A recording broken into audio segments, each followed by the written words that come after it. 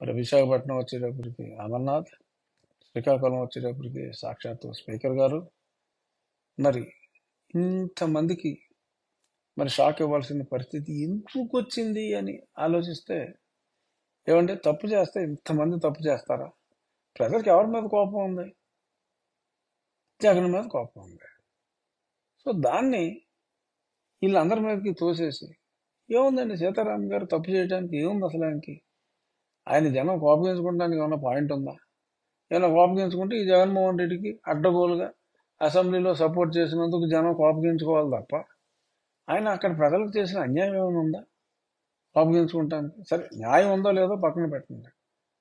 కోపగించుకోవాలంటే అన్యాయం ఏమన్నా ఉందా? ఇర్రెస్పెక్టివ్ ఆఫ్ ది క్యాండిడేట్, ఇప్పుడు చెప్తున్నా, శ్రీకాకుళం నుంచి ఈ మూల అనంతపురం వరకు నెగ్గే స్థానాలు, ఖచ్చితంగా నెగ్గే స్థానాలు సుమారు 18 నుంచి 20.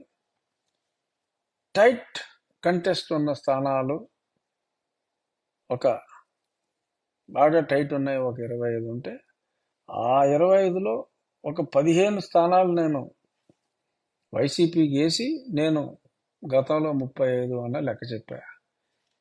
ఈ ఎగిరిపోయి అన్నీ చూస్తే డెఫినెట్గా ఆ టైట్లన్నీ అటు వెళ్ళిపోతాయి. ఖచ్చితమైన స్థానాలు మేబీ నికరంగా మిగిలితే అయ్యానా మిగులుతాయా? లేదు, ఇప్పుడు నెల్లూరులో ఆ పెద్దరెడ్లు ఇద్దరు, మరి ఈ గుంటూరు జిల్లాలో మంచి వ్యక్తులు కొందరు, మరి ఎలా ఎలా ఎలా ఎలా వచ్చేస్తే ఇంకా వాళ్ళకి మిగిలింది దేవదాస్ సినిమాలో కల ఇదని నిజమిదని తెలియదులే బ్రతుకింతేనులే అనుకోవాలి.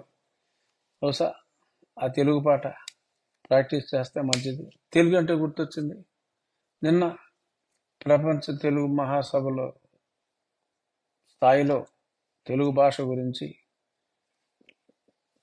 రాజమండ్రి చైతన్య